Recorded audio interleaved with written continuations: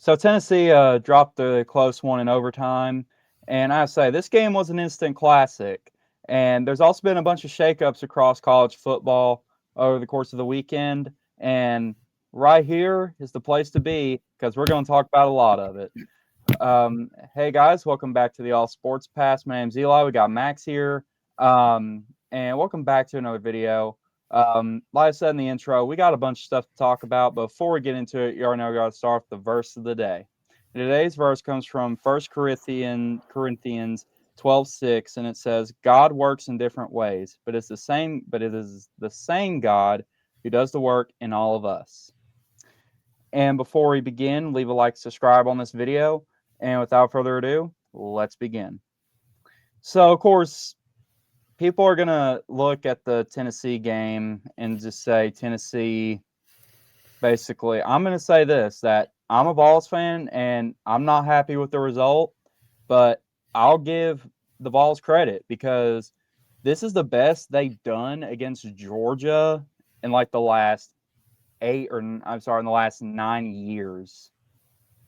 And the fact that they're able um, to nearly win this game just shows a lot. And with the loss here, even with the loss, I still think Tennessee has proven a point that they're not the same Tennessee um, that they were before they had Heupel. They're like they're able to keep up with everybody, and part of the reason why I say that is because like McCoy, not Brew, because Brew's not there anymore, of course. Jermod McCoy and Ricky Gibson were, of course, still out, and they're able to keep it close with Georgia. And I'm just going to be honest that pushing Georgia to the limit here is something that is really a big victory, even though the stats will count as a loss. Like, but for me, this is a big victory because it puts the other teams on notice to show that Tennessee is actually maybe better than what people thought, and that's what I think. So, what are your thoughts about that? Uh, I think 40, played really good. That's what hit them in the end. I'm sorry. Yeah, repeat that. You froze up a little bit.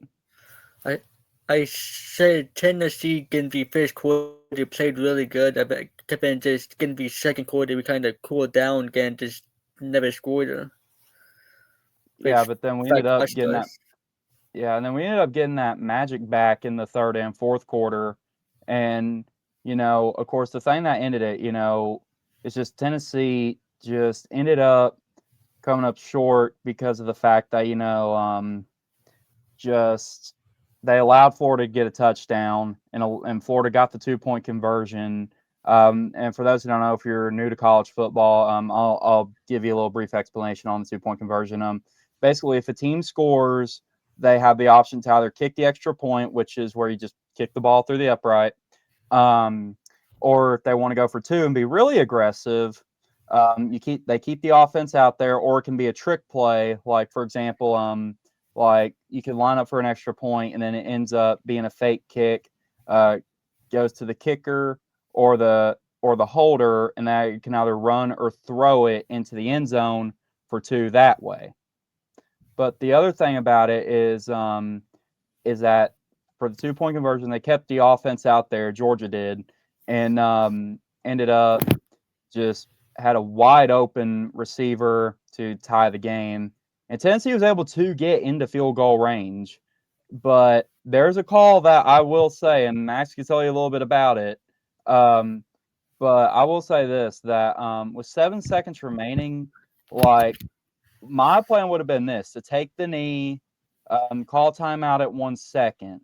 Like you didn't need to go for the extra yards there. That's just my thinking.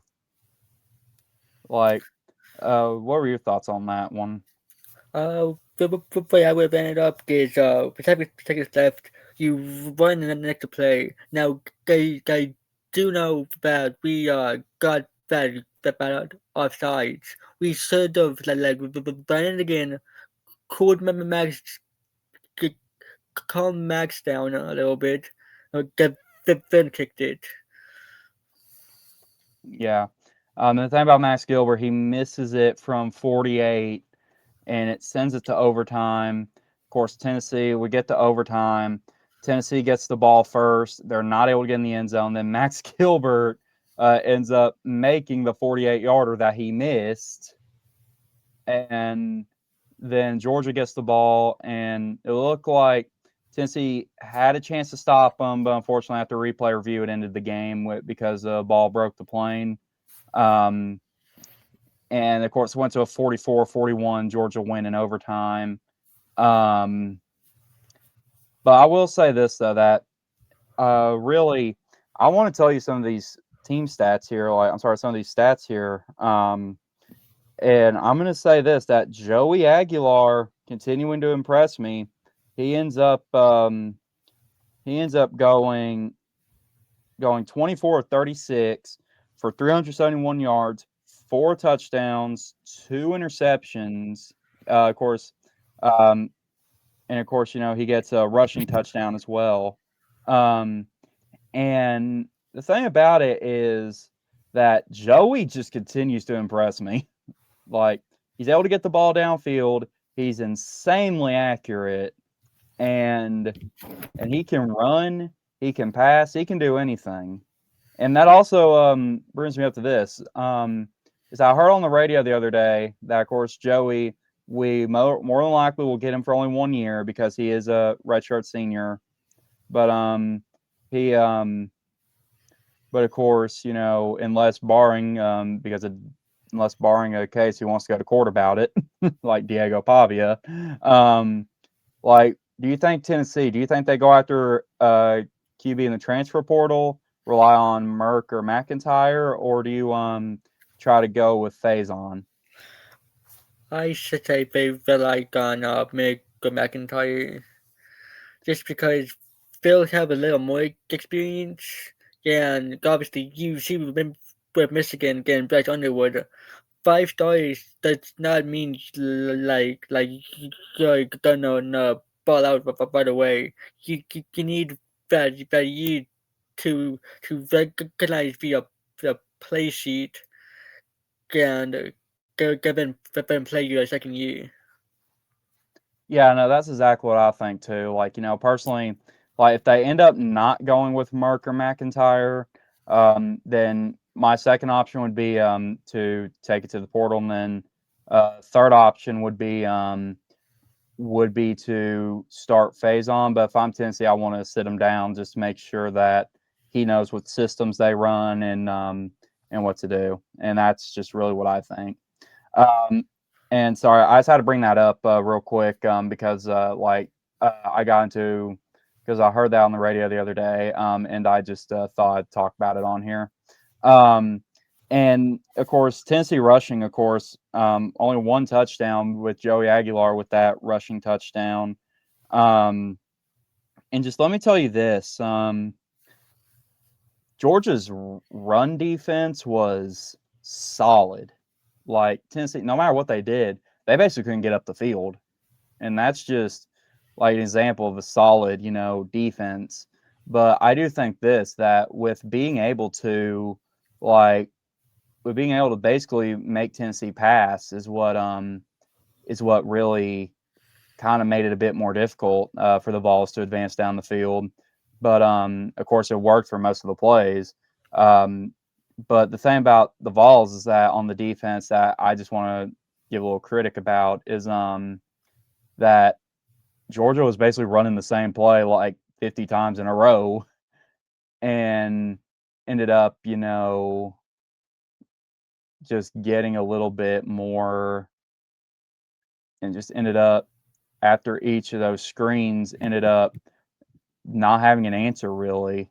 And that's just something I think the defensive discipline really needs to keep in mind because of the fact, that if a team's going to run the same play like 50 times in a row, like how are you not stopping them? Like that's really how predictable that Georgia basically showed. And that's just what I think about that. Yeah. Now, I think Tim Banks should have recognized it. Like, because my friends said that Georgia keeps on running via bubble screen like every week, and Tim Banks said no to make these boys practice for running that during practice, preparing for this game. Yeah, and another thing about that is that like on the bubble screens, like you would think that, of course, and I'm not trying to throw down on Tim Banks or anything. Because don't get me wrong, Tim Banks, like he's a good on defense, but I just feel like, of course, I feel like the Tennessee defense must gets really effective on the goal line. That's just what I notice. Like or in the red zone. Like I feel like if they're like out of the field of play, I just feel like they're more than likely, I'm sorry, out of the red zone. It's more like, average defense, and you get your strong defense up in the red zone. And I just feel like Tennessee needs to work on that. They want to have a chance to potentially make the college football playoffs again. Yeah. And I will say this though, receiving was really good. And Chris Brazzell, 6 receptions, 177 yards, longest 72, and 3 touchdowns. And then Braylon Staley, of course, having 9 receptions for 97 yards for a touchdown as well. And yeah, so that's really the other thing here is like you also have Arion Carter with 13 total tackles, and then Andre Turrentine with 10, and really big numbers for Tennessee. And that's just, what I really think about this is that for the Vols, like of course you get a little break game next week, which as well as always that game will be covered on the West Channel, which I'll leave a link to in the description down below. But you play UAB next week, you win the game, you end up getting a rebound before you go into your next like SEC opponent, which I have to take a look real quick because I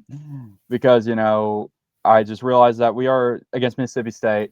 Sorry guys, it's just been a long week, as you can tell. Yeah, it's just been a long week, so just bear with us. And then of course Mississippi State on a 3-0 start, which I will say this just for now.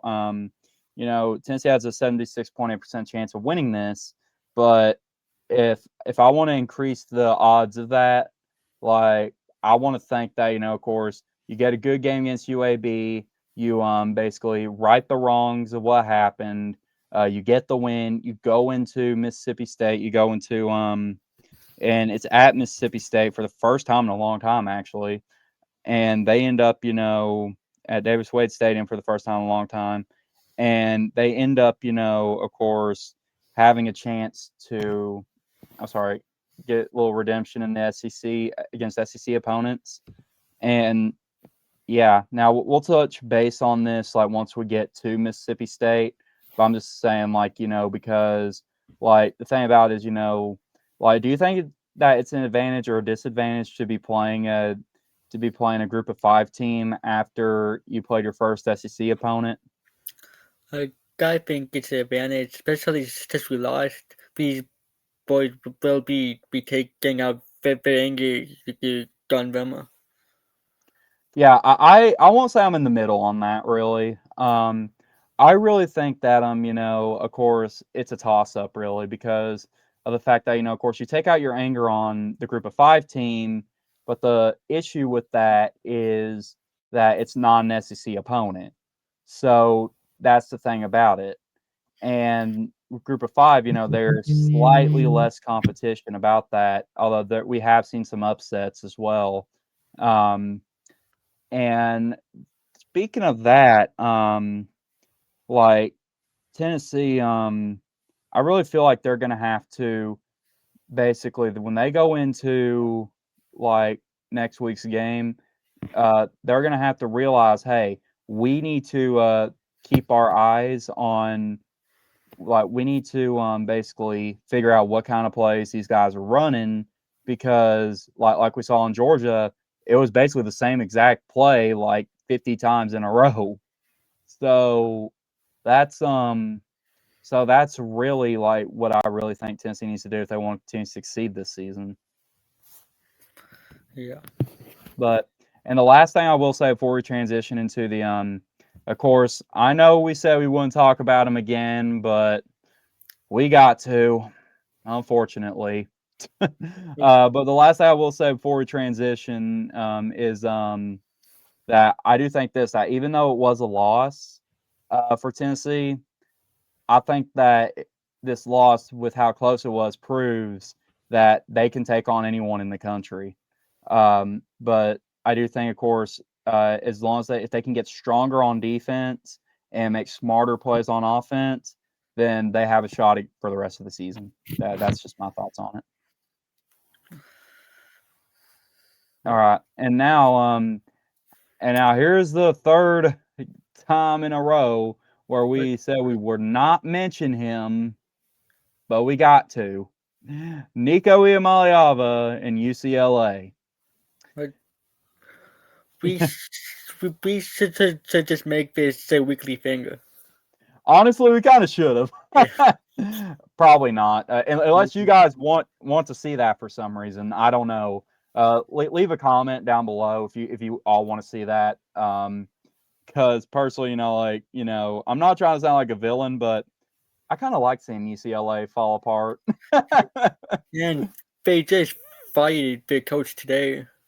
I know, and that's the thing about it. Like UCLA, like the thing about it, like they're not as good as I thought they would be. Because here's the thing: 43-10 loss to Utah ends up actually being an okay loss because Utah's now ranked. Lose to UNLV, but don't let the score fool you. They were down 20, they were down like 20 points against UNLV at one point, and then they lose to New Mexico at home.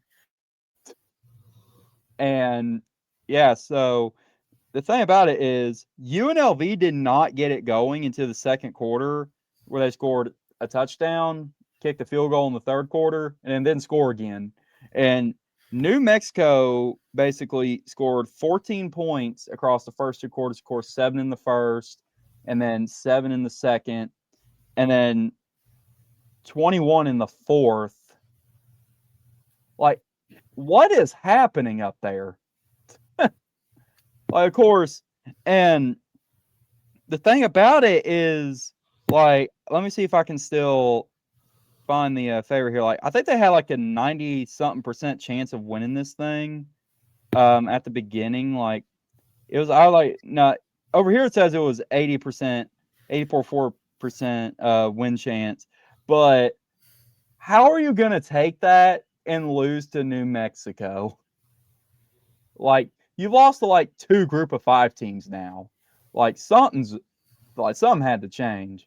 And then, of course, here's the thing about it. Nico Iamaleava, same stat 3 weeks in a row on this one. 1 touchdown, 1 interception. And then, of course, he's 22 of 34.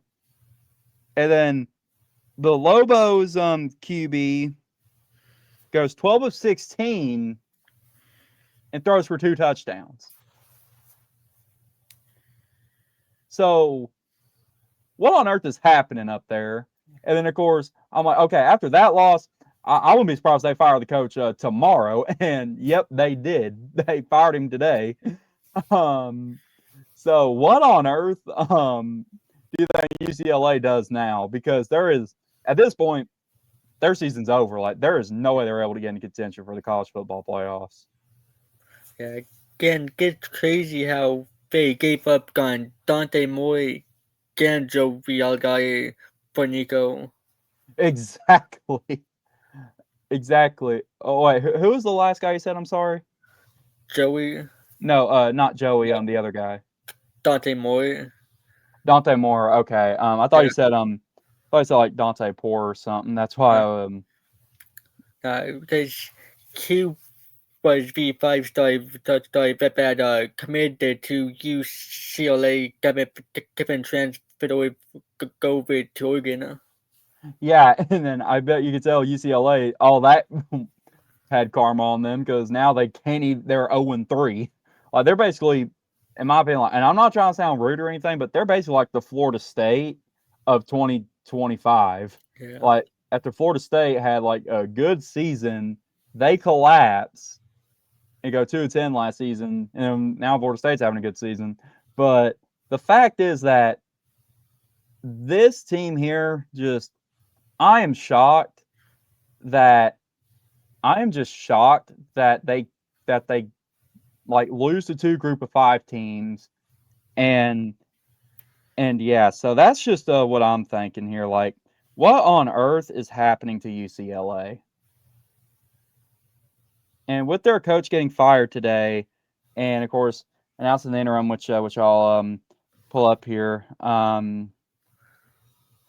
He like what on earth is going to happen here? Because like the special assistant was promoted to the head coach, Tim Skipper. Like I honestly don't even. I'm going to be honest. I honestly don't even think UCLA can, like, even with this. I do not think that they have a chance really this season. That's just what I think. Yeah. Yeah. All right. Do you want to say anything? No. All right. And here, while we're here, I'm going to tell you UCLA's remaining schedule. Of course, they traveled in Northwestern. Hold on, let me check the date real quick. I think they're on their bye week, actually. Yeah, they are. They traveled to Northwestern in 2 weeks. Then they play host Penn State, play Michigan State, Maryland, Indiana, Nebraska, Ohio State, Washington, and then of course USC. So really, their chances of even getting a guaranteed win are basically done. Yeah. But let's just say this here. That it could be interesting. They could have a season turnaround, but at this point, I'm not even sure of that. Yeah. Now here's something. We stand for sportsmanship, but there are some times where I just try to like get some of my thoughts out there. But yeah. All right, and then the last segment that we'll close out the show with is the polls. Of course, they were released today, and let's take a look here on the rankings. Um, three teams were dropped, and you had three teams added in, and there's also an overrank here, I think, that I will say. Let's talk about the teams that dropped real quick. Really, like we see the trend here. It's we see the trend here. It's not really all that shocking, really, but the fact that of course, like Tennessee staying the same, I feel like that's best case scenario, honestly. But Georgia, like and of course, sixth place Oregon even managed to get a first place ranking like on a vote. Like someone in the AP voted them for a first place. And of course, the fact that there's just so much going on that it just tells you this how the season's been going crazy. Like, of course, Texas dropping to eighth, and let me tell you this: they win 27-10 against UTEP, which is really like, now you might say, oh, that's a blowout. It's kind of not, considering the fact that UTEP was like Texas basically had like a 99.99% chance of winning, and they're supposed to like beat them by like 3-4 touchdowns. That didn't happen. So that's really all I got to say about that. Yeah, and then of course they end up, and of course Alabama moves up to 14th. But the biggest climber this week is Texas A&M going up to 10th, and that was after their win over number 8 Notre Dame, and Notre Dame has dropped to 24th, and they're 0-2. And sorry, as my mic fell. Did you see that? Yeah. Yeah, I don't know. Hey, sometimes that happens, but yeah, but Notre Dame, honestly, how are they still ranked? Because like, honestly, you take a look, like at most people have on here is one loss. They're 0-2. Yeah. Again, it's crazy how Clemson loses just to Georgia Tech, again gets dropped, but Notre Dame doesn't even have a winner. Again, Exactly. Yeah, that's exactly what I'm saying. Of course, and then the next one you got, like, of course, South Carolina getting dropped after their loss to Vandy, and Vandy's, of course, in the top 20 with the 20th place rank. And then Clemson dropped from the rankings, and I will say this, I did see this one happening. South Florida getting dropped. Because I will say this, that they did have a little bit of a Cinderella story basically against Florida, but I just didn't think they would have got it done against Miami. Like, I really did not think so. Speaking of that, for Miami, they beat South Florida 49-12, and they're actually playing. Oh, this actually could be a game to cover. Actually, like if you want like a little non-conference one, Florida at Miami. Like, because hey, really anything goes in those type of rivalries. Really, yeah. um, But if you saw DJ Lagway last night, there's no chance they beat them. same 5 here. picks. That's exactly what I feel, but you just never know because I count all the Florida rivalries as a matchup, as a toss-up, really. Um, but like I will say this though, I do think this: if Florida goes 1-3, then Spurrier's gone. Yeah. But there's also another thing too, like and this could also be a game of the week if you want to cover it for Miami. Miami at Florida State. Yeah. That could be a good one. But yeah, so like we mentioned, Tennessee staying at 15, and of course with Alabama going above with a 38-14 win over Wisconsin. I'm just gonna be honest, I think Alabama's probably at the okay ranking. Personally, I don't think they're overranked. Like, but I do think that of course they could beat Wisconsin by like at least another touchdown. That's what I think. Yeah.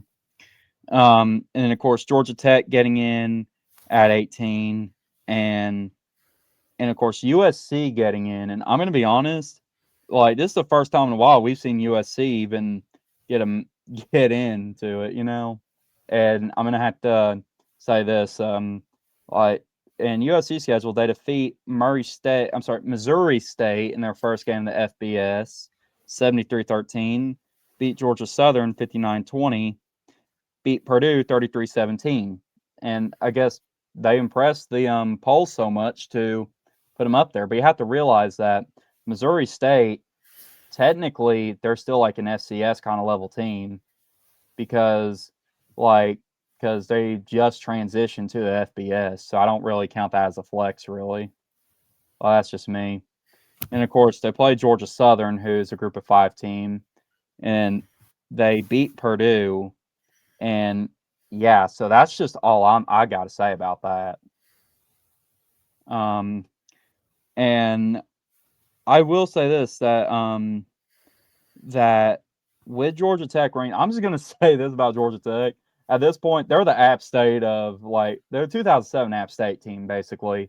Like anytime you're an unranked team, you're a ranked team playing an unranked team. You just gotta hope the unranked team ain't Georgia Tech, because they will have a chance. And all right, they even took Georgia to the limit, going 8 overtimes. Yeah. Yeah, and that's just yeah. So I'm basically like, yeah, they deserve to be ranked, but still, so far, I think this list is actually really good, honestly, and that's just I think except for the fact of Notre Dame, but yeah. So yeah, that's all I got, guys. So, is there anything you want to add? All right, well, that's going to do it for tonight, guys. If y'all like this video, give it a like, subscribe for more college football content. If y'all want to go check out the coverage on the West channel for Tennessee versus UAB, I will leave a link to that channel down in the description down below. That being said, God bless and have a good night.